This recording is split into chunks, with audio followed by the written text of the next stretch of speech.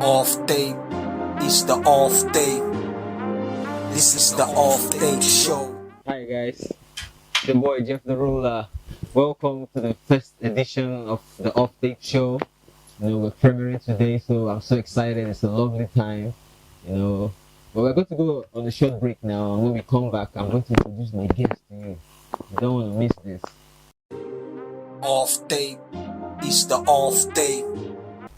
Yeah, hi guys. It's your boy Jeff Tha Rula. Welcome back to the Off Tape Show, the first edition. Like I said, we're premiering today, so I'm so excited. And I want to welcome our guests to the show. Now, do you want me to beat drum or something? Because I'm so excited. Like I said, the first edition, I'm so kind of nervous, but at the same time, I'm excited too as well. So I'm in between. So, ladies and gentlemen, I welcome you to the This is Malam Spicey, I'm coming out to you live. See, what me say? 1,005 Naira. Bling bling when some boy then they wear. 1,005 Naira. Bling bling when some boy then they wear. 1,005 Naira. Bling bling when some boy then they wear. 1,005 Naira. Bling bling them. What me I say? They say Mr. Bling bling, let me Mr. Bling sing. Let me Mr. Bling bling, let me Mr. Bling sing. Mr. Bling bling, let me Mr. Bling sing. Let me Mr. Bling. Now who gives you? What me say? welcome to the show, bro. Yeah, man. Thanks for having me in the house. Yeah, this is the dancehall king. Malam Spicey in there. Everything Christmas, So off tape show. Yeah. What it is.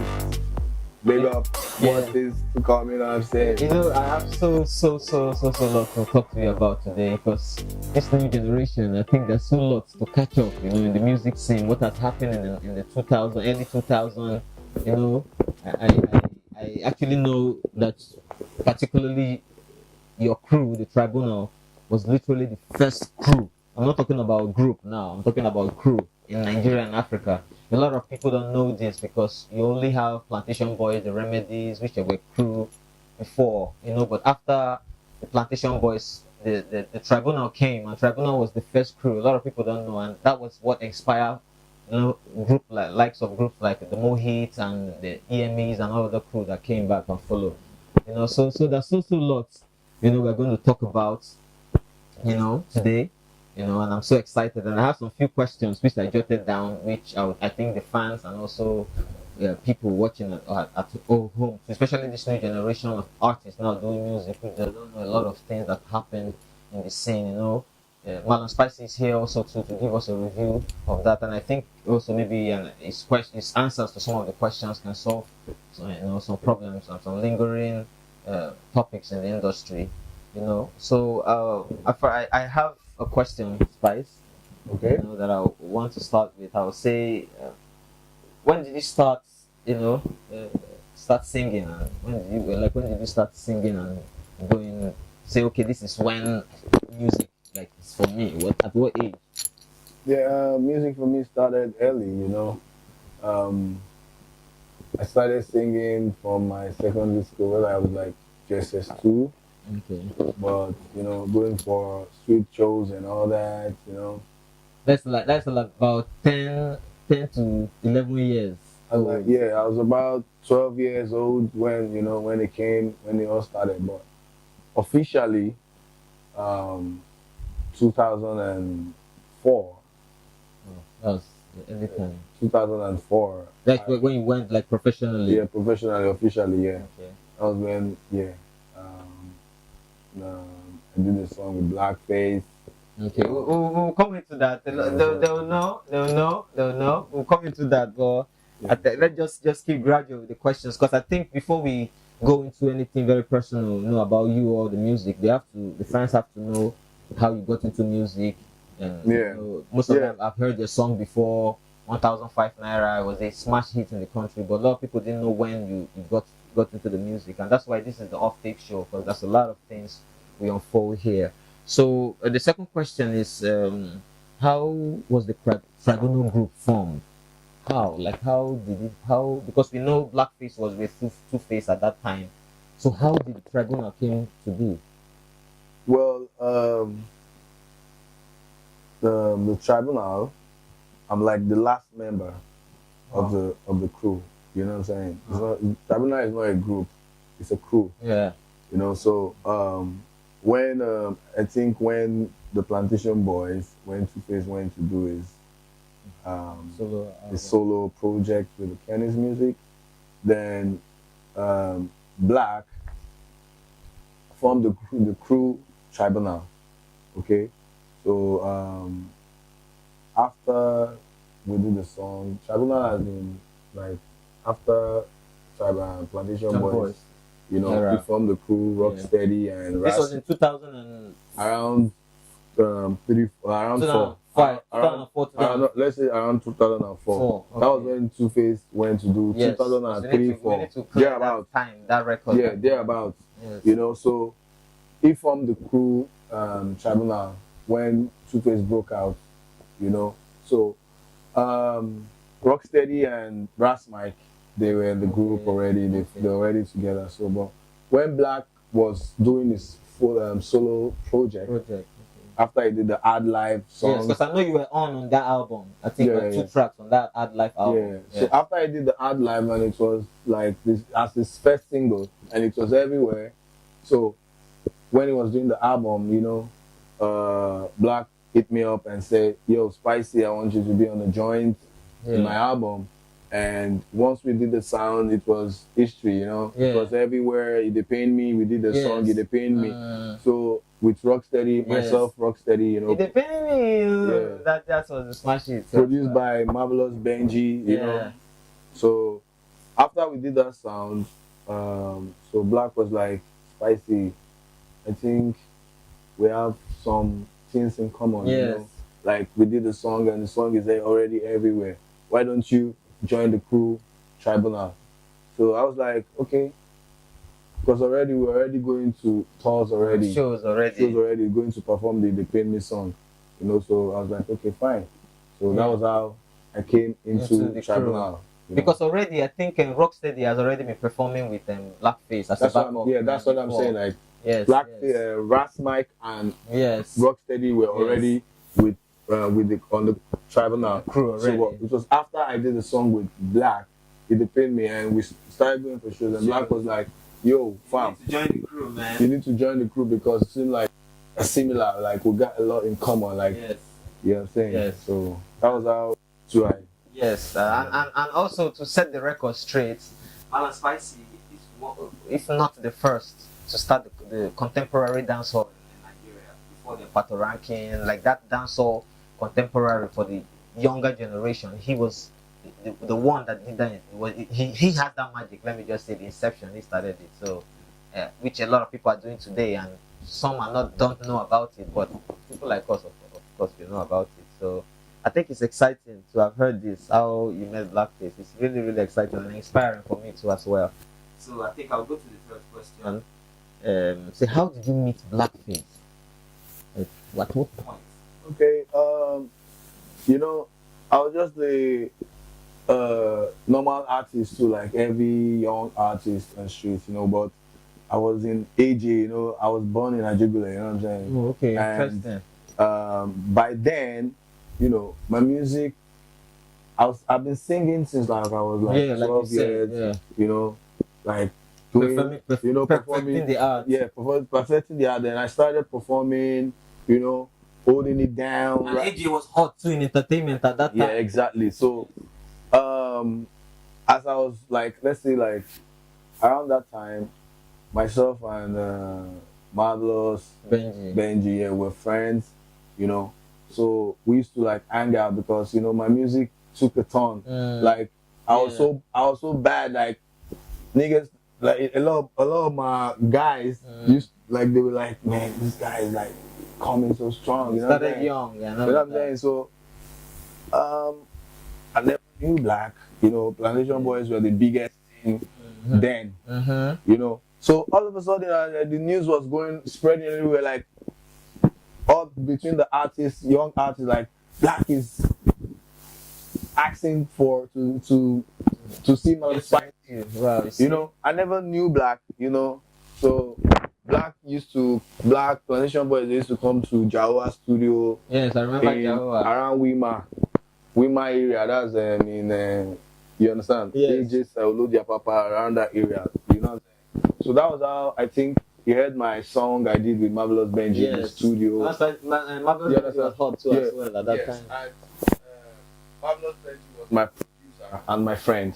So I think he heard my song And your sound through in the studio, and when he heard it, like, what's this motherfucker, you know what I'm saying? And that was how, he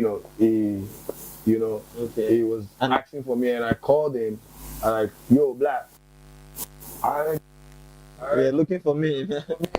I was like, yo, Spicy, I can't forget that day, because actually that song was my turning point in my music life. You know what I'm saying? I can't really forget that day. Black was like, yo, Spicy, I've been looking for you everywhere. What's up? That time, GSM, 9D. Yes. You get what I'm saying? Now GSM, nothing like now with phones done there everywhere. You know what I'm saying?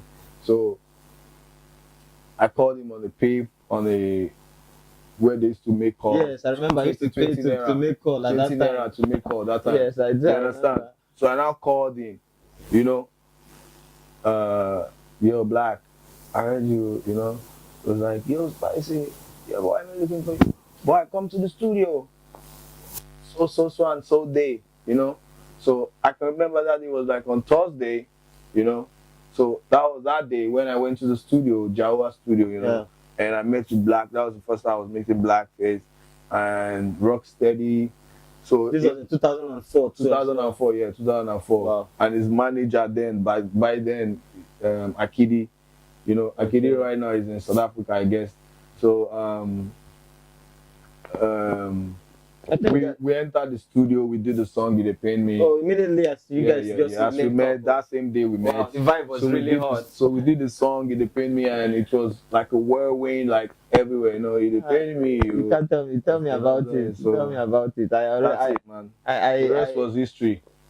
You see why we do the off-tape show, because a lot of people need to hear some of this, these stories that have happened. How the game got to be and how it changed to become what it is today. Okay, that's an inspiring answer, and I'm being inspired already. So we go to the fourth question. I say, how many were you guys in the tribunal group? Like some would say 3, some would say 4, some would say 5. But you that was in the tribunal group, besides Blackface, how many were you guys in the group? Yeah, Black, Rocksteady, Ras Mike, myself, Malam Spicey, yeah. Then I guess later, but we never did songs like album, but Papayanis, later joined the crew, you know what I'm saying? So that's like 5 now. Yeah, that's like 5, but officially it's 4. Okay. You know what I'm saying? It's 4 of us: Malam Spicey, Blackface, Rocksteady, and Ras Mike. Yeah. By the way, we're going to have Rocksteady sometime in the show too, so it's going to be exciting. So just watch out for that episode as well too, So we're going to go to the 5th question because of our time. Who did you listen to growing up, and like who influenced your style of dancehall music?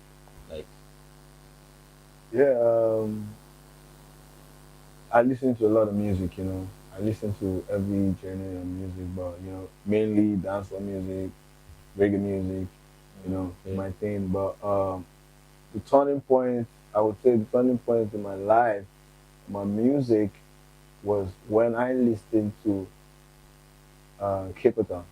There's a Jamaican artist, his name is the Fireman. Yeah, King Shango. So when I heard his music, that was what motivates me, like let's say 2000, when I heard his music.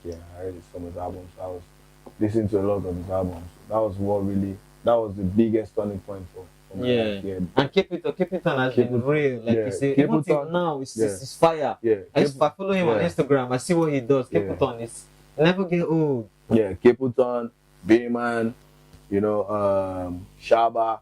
All these Jamaican artists, I listen to all their songs, Sizzla, Kalanji. But Pt2 it really, really made the impact in my music, yes. In my life. Yeah, I choose Pt2 my because music life, Jamaican artist that I follow on Instagram, and it's one of them in this older generation that I follow, and you see him dropping videos back to back. He's always recording. Like the man, sometimes when I see him, Capital inspires me because he always drops songs. Like so, sometimes I'll be like, at this age, this man is still dropping. So what excuse do I have? That's good to hear that it's Capital. Really, really, it's good. Spicy, really. I'm really excited about that. Okay, last question is on this segment. What do you call your style of dance or your style of music? You know, a lot of Bonner said it's Afro-fuse, Burna Boy, Afro-fusion. You know, some said Afro hip life, Mr. Easy. You know, so what do you call yours? Yeah, my music is just, you know, I do universal dancehall, you know. I do universal music, you know. We do go global sound, you know.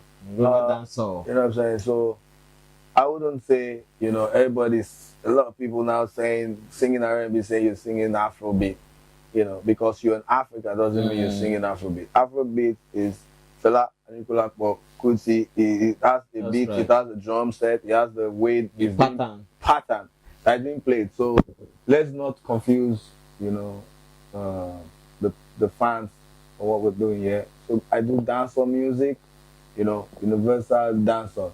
Yes. Yeah, man. So I think he said something that resonates with me. Like, let's not forget where the Afro beat came from, and on the Afro beats, the S, you know. And so we have to understand the two part and know if we're doing this genre of music. You can't be doing R&B and say you're doing Afro beat because the fact that you're in Africa. Because you're in Africa. It doesn't make sense. Yeah. You know? I know it's Afro, of course. But yeah, am I going to say I do Afro dancehall? No. You have to categorize. Am I going to say I do Afro dancehall? Yes. African dancehall? No. Yes. It's not African dancehall. Yes. We're all black people, you know, we're Africans, you know. So let's forget about the Afro, whatever this thing, you know. It's universal as long as the music is being accepted worldwide, you know. Your Africanness will always come in. Of course. Okay. Okay. I think we need to go on a short break now of this segment, and probably when we come back we'll unfold a lot of more interesting, you know, topics, you know, that will interest you. Get to know, you know, the song 1005 Naira, which was a smash hit. I also guess you want to know about it, how it came to be, and you know what happened, you know. So just watch out, don't go anywhere. See you.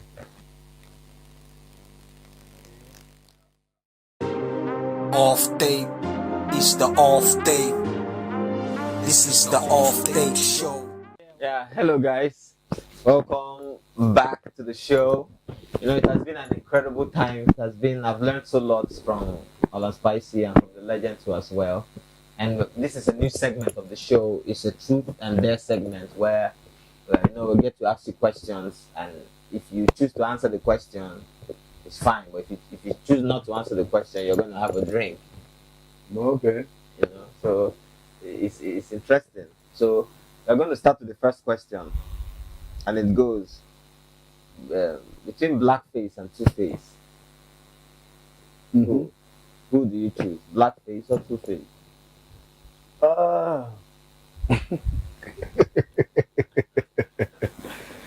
Yeah, definitely. You know, blackface brought me on the game. I definitely choose blackface. You know, it's not no beef. Yeah, okay. You know what I'm saying? Okay. Yeah, let's skip this one. Okay, Whiskey and Burna. Yeah, tight one. Whiskey and Burna Boy. Tight one, Burna. I know you probably love Burna. Yeah, I'll go for Burna. You know, because Burna in this new generation is the first to win Grammy. You know what I'm saying? Grammy Award winning artist, and is doing Nigeria proud right now. It's not Whiskey's also out there, you know, doing what he's doing, but my choice. So okay, I think it's a good one, you know, for someone like you. Idris Abdul Karim or Rugged Man. This is a tight one also. Idris or Rugged Man. Oh my God. That's set up, Abi. Oh Lord, I don't know. I don't know. Idris, you know, Idris was a drink. Idris did some songs Rugged Man is my man. I need a. I guess give me a drink. Okay. You know. Take your cup then. Idris and Rugged Man. Off tape is the off tape. This is the off tape show. Welcome to the Off Tape Show. Subscribe to the YouTube channel now and turn on your notification.